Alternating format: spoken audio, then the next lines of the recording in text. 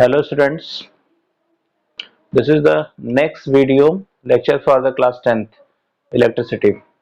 आज हम लोग इलेक्ट्रिसिटी में एक और वीडियो लेक्चर लेके आए हैं।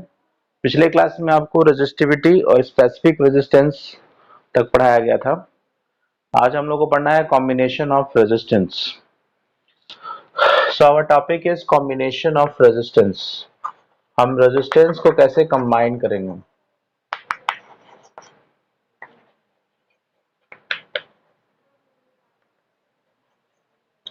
There are two methods by which we can combine. First is series combination of resistors,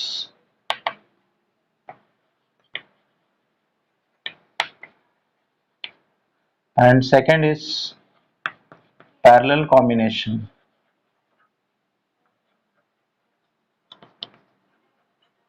पहला आपका सीरीज होता है और दूसरा जो कॉम्बिनेशन होता है वो पैरेलल होता है। एक एक करके दोनों को डिस्कस करना है। पहले सीरीज देखिए, तो first is series combination.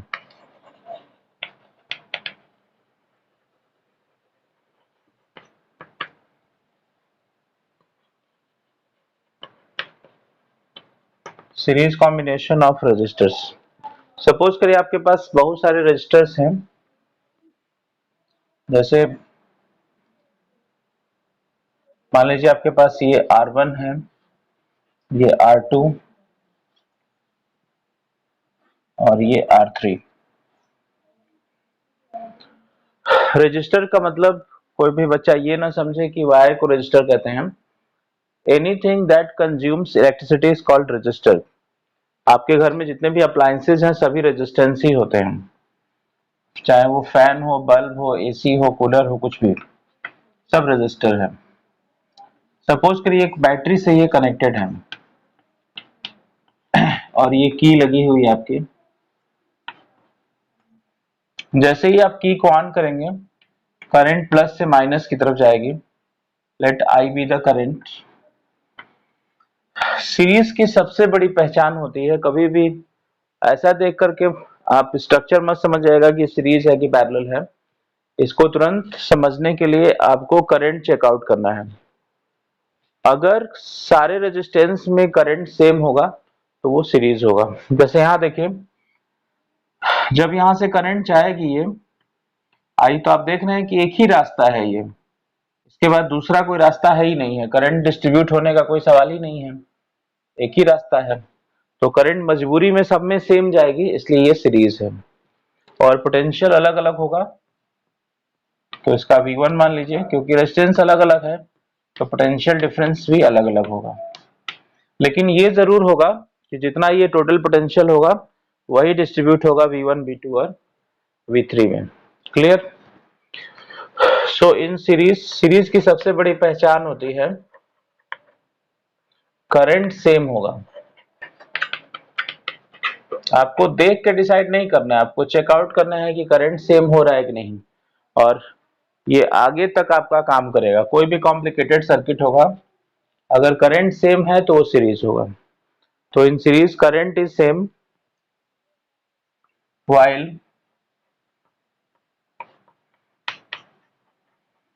potential is different.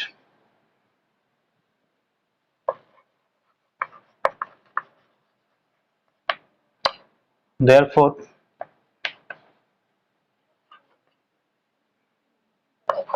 V is equal to V1 plus V2 plus V3। अब ओम्स लॉ यूज कर दीजिए।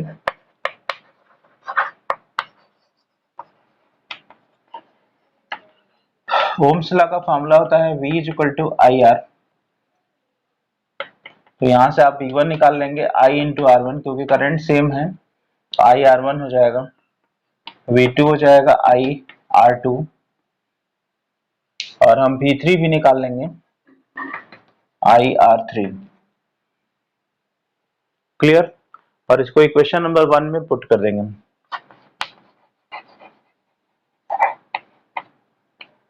Putting in equation 1,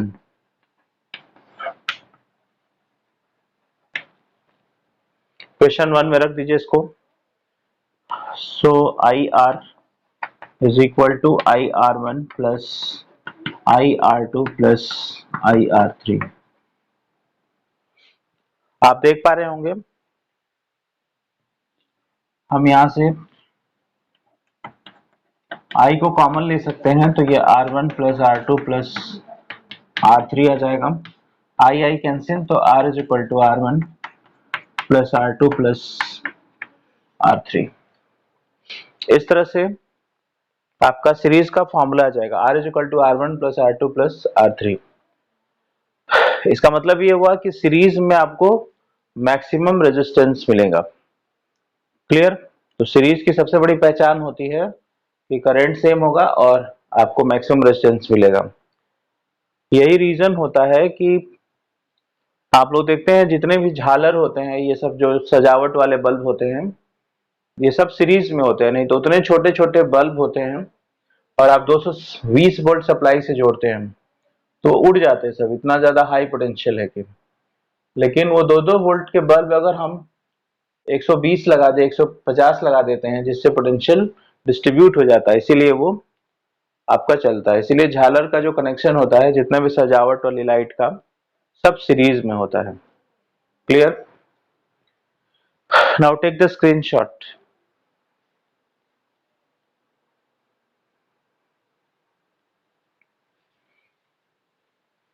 Now next topic is parallel combination.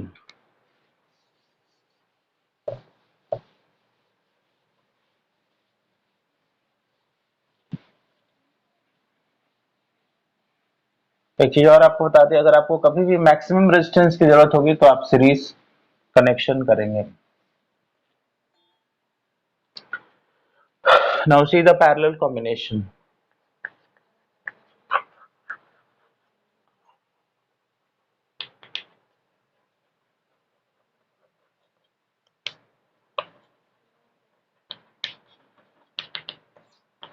Parallel combination of resistor.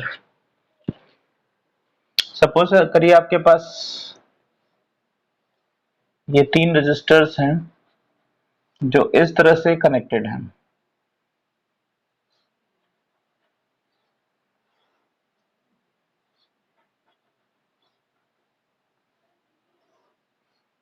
R1 मान लीजिए, इसको R2, इसको R3, and ends are connected by battery and key. Clear? इस case में अगर करंट चलेगी यहां से प्लस से माइनस की तरफ, तो आप ध्यान दीजिए, यहां पे करंट को जाने के लिए 3 रास्ते हैं। करंट तीनों रास्तों में जा सकती है। इस तरह से दिख रहा है ना, 3 रास्ते हैं यहाँ पर। वहां पे क्या था, एक ही रास्ता था, तो इसलिए यहाँ करंट डिस्ट्रीब्यूट हो जाती है। मान लीजिए I1, I2 और I3। लेकिन सारे, चूंकि रेजिस्टेंस एक ही बैटरी से जुड़े हुए, इसलिए यहाँ पोटेंशियल सेम होता है। तो पैरेलल की पहचान होती है, पोटेंशियल डिफरेंस सेम होगा लेकिन करंट डिफरेंट होगी। Clear? So in parallel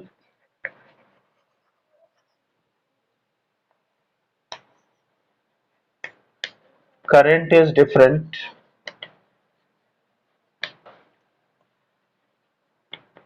while potential difference is same. This is potential difference.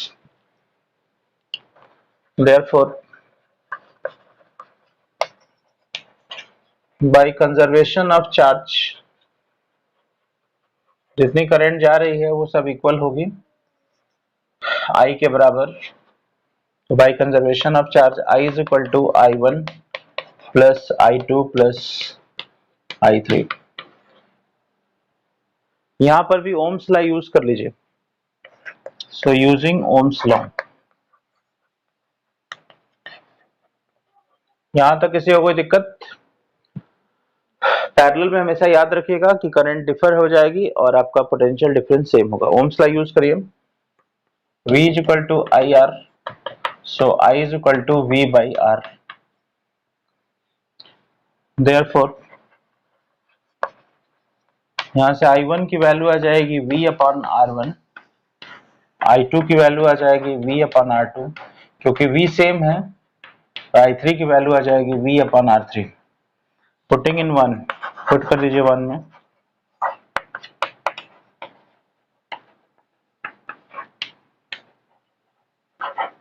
We get, इसको उठा के 1 में सब्स्टिट्यूट कर दीजिए।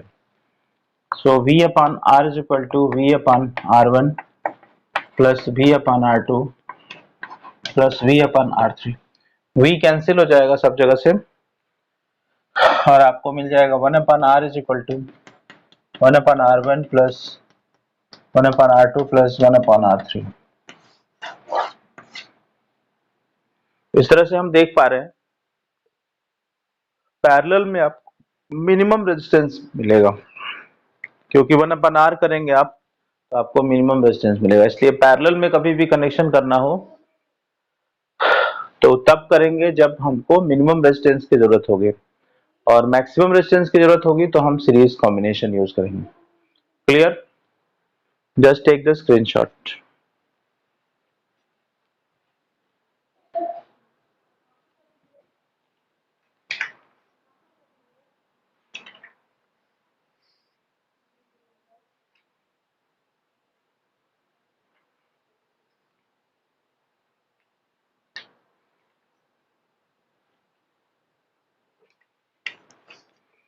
अब हम लोग कुछ इस पे क्वेश्चंस करेंगे, न्यूमेरिकल प्रॉब्लम्स के, कैसे हम सीरीज और पैरेलल के प्रॉब्लम्स को अटेम्प्ट करते हैं।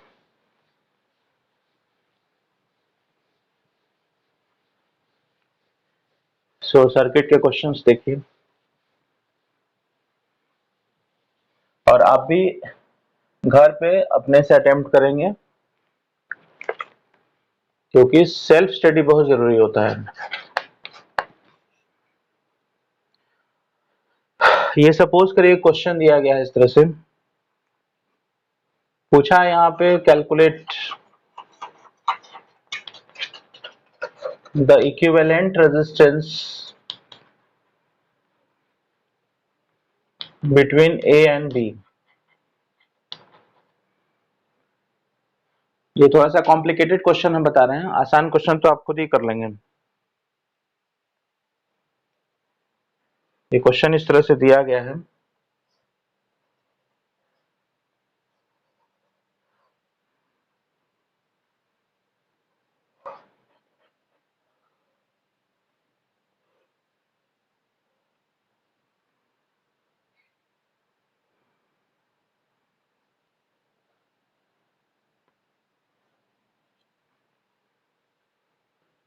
ये 8 ओम है, ये 4 ओम है, ये भी 4 ओम है, और ये 8 ओम है। इसका नाम भी दिया है A, B, C, D, E और F। ऐसे क्वेश्चन को करने के लिए फिगर देखने में कॉम्प्लिकेटेड लग रहा है, आपको घबराना नहीं है। सबसे पहले इस फिगर को ऐसे स्ट्रेच कर दीजिए, ऐसे इसको फैला दीजिए इस फिगर को, इससे आपका क्वेश्चन आसान हो जाएगा। तो हम स्ट्रेच कर देते हैं, तो इस फिगर को फिर से बना देंगे हम। ए पॉइंट को स्ट्रेच करके बाहर लाएंगे, और ये ई पॉइंट आपका है। यहां से हम देख रहे हैं कि 4 और 4 ओम के दो रेजिस्टर्स हैं, तो इस तरह से ये 4 ओम और 4 ओम यहाँ पे अटैच कर दीजिए। ये डी पॉइंट हो गया और ये ई पॉइंट, इसको इधर से हमने स्ट्रेच कर दिया। अब हम दे रहे हैं कि डी से सी तक 8 ओम है, तो हम एक और 8 ओम का जोड़ देंगे यहाँ पे। ये 8 ओम हो गया सी पॉइंट, और ये फिर सी से ई भी 8 ओम, और सी से बी पॉइंट आपका बाहर की तरफ यहाँ पे है। अब आपका क्वेश्चन स्ट्रेच हो गया है। अब इसको आराम से कर सकते हैं हम। इसको आप अपने फायदे के लिए R1 मान लीजिए, इसको R2, इसको R3, इसको R4। अब आप लोग ध्यान से देखिए, अगर करंट यहां से चलेगी, मान लो I करंट जा रही है तो यहाँ दो रास्ते हैं तो डेफिनेटली करंट बटेगी दोनों रास्तों में। इसका मतलब कि ये आपस में पैरेलल में है, लेकिन ये जो करंट जाएगी वो एक ही रास्ते से होके जा रही है। यहाँ तक सेम करंट I1, ये मान लीजिए I2 है, तो I1 तो सेम ही है। इसका मतलब कि ये दोनों सीरीज में है, means R1 and R2 series में है, R3 एंड R4 भी आपस में सीरीज में है, लेकिन इनका जो इक्विवेलेंट होगा वो पैरेलल में हो जाएगा। इसको लिखेंगे कैसे? तो लिखेंगे since R1 and R2 are in series, तो R इज इक्वल टू आ जाएगा R1 प्लस R2। सीरीज का फॉर्मूला लगा देंगे, 4 प्लस 8 12 ओम आ जाएगा। Again R3 and R4 are in series, so R is equal to R3 plus, यहाँ देखिए R3 और R4 जो है वो सीरीज में है, तो फिर हो जाएगा आपका 4 प्लस 8 12 ओम। नाउ आपको मैंने बताया था कि आपस में दोनों पैरेलल में होंगे, तो R और R डैश पैरेलल में है, तो आप सीधे लिखेंगे now R and R dash are in parallel. Therefore 1 upon R is equal to, R double dash is equal to 1 upon R plus 1 upon R dash। इस तरह से आप इसको निकाल सकते हैं, 1 upon 12 plus 1 upon 12, this is 2 upon 12, this is 1 upon 6 and R double dash is equal to 6 ohm। This is your answer। तो कभी भी आपको ऐसा क्वेश्चन मिले तो आप सर्किट को स्ट्रेच कर दीजिए, ये दोनों सीरीज में हो जाएंगे तो इसका 12 ओम हो जाएगा, इसका भी 12 ओम, आपस में ये पैरेलल में हो जाएंगे। Clear? Just take the screenshot.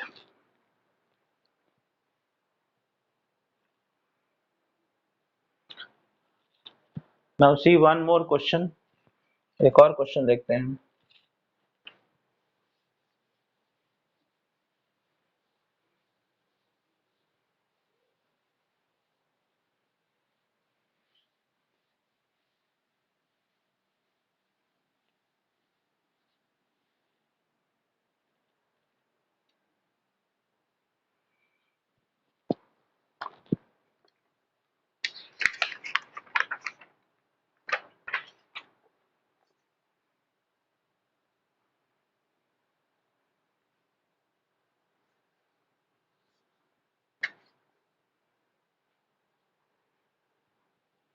This is the another question.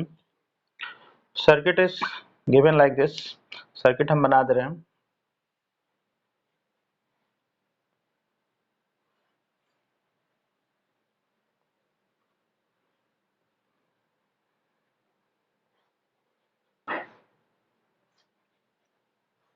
आपके एनसीईआरटी में बहुत आसान क्वेश्चन रहता है, ये थोड़ा सा टफ है। ये R1 इज इक्वल टू 3 ओम है, ये R2 इज इक्वल टू 3 ओम है, ये R3 इज इक्वल टू 3 ओम है, R4 भी 3 ओम है, R5 भी 3 ओम है और R6 भी 3 ओम है। सारे रेजिस्टेंस सेम है, आपको A और B के बीच में इक्विवेलेंट रेजिस्टेंस निकालना है। कैसे करेंगे? अगर आप यहाँ से बैटरी कनेक्ट कर देते हैं A और B से, तो जो करंट जाएगी, फिर यहाँ दो रास्ते हैं, एक इधर करंट जाएगी, एक इधर जाएगी। इसका मतलब कि ये दोनों पैरेलल में होने वाले हैं, लेकिन ये जो करंट जा रही है वो सेम जाएगी यहाँ तक, तो इसलिए ये तीनों सीरीज में हो जाएंगे और उसके साथ ये पैरेलल में होगा और फिर आपस में ये तीनों सीरीज में हो जाएंगे। सो R2, R3, R4 are in series,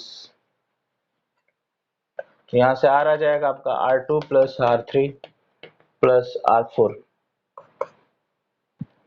तो 3 प्लस 3 प्लस 3 9 ओम इसको R1 मान लीजिए। तीनों का आपको मिल गया। अब R1 और R5 आपका पैरेलल में है, तो now R1 and R5 are in parallel. 1/R2 मान लीजिए इसको, 1/R1 प्लस 1/R5, तो 1/9 प्लस 1/3, एलसीएम 9 हो जाएगा। 4/9 ओम, इसको उल्टा कर लेंगे क्योंकि ये रेसिप्रोकल लेना है। 9/4 ओम। आपका यहां तक सर्किट टूट गया पूरा। अब ये R2 हो गया। अब R2 R1, ये R2 हो गया।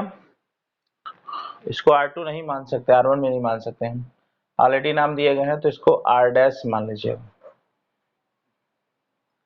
ना तो पहले इसको R ही रहने दीजिए और अगले में R डैश कर दीजिएगा इसको। तो ये R डैश नाम में, क्योंकि R1 R2 ऑलरेडी क्वेश्चन में दिया गया, ठीक है, तो इसको R डैश मान लेंगे।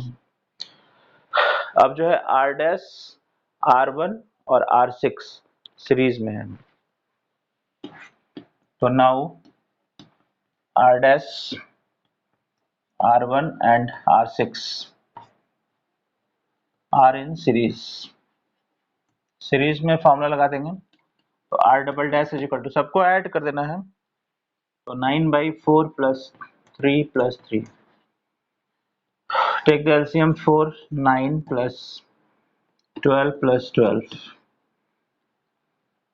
यहाँ से आपको आ जाएगा R double dash is equal to 12, और 12 आपका 24 हो जाएगा, और 9 कितना हो जाएगा 33।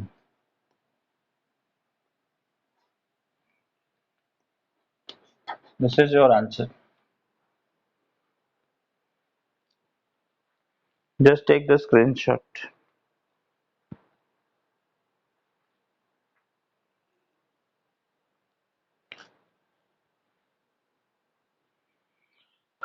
इस तरह से हम लोग सीरीज और पैरेलल के क्वेश्चन कर सकते हैं। नेक्स्ट वीडियो में हम लोग heating effect of electric current पढ़ेंगे और पावर पढ़ेंगे। तब तक के लिए thank you and subscribe the channel, share to your friend. आप इस लिंक को अपने दोस्तों में शेयर करिए, लाइक कर दीजिए और शेयर करिए।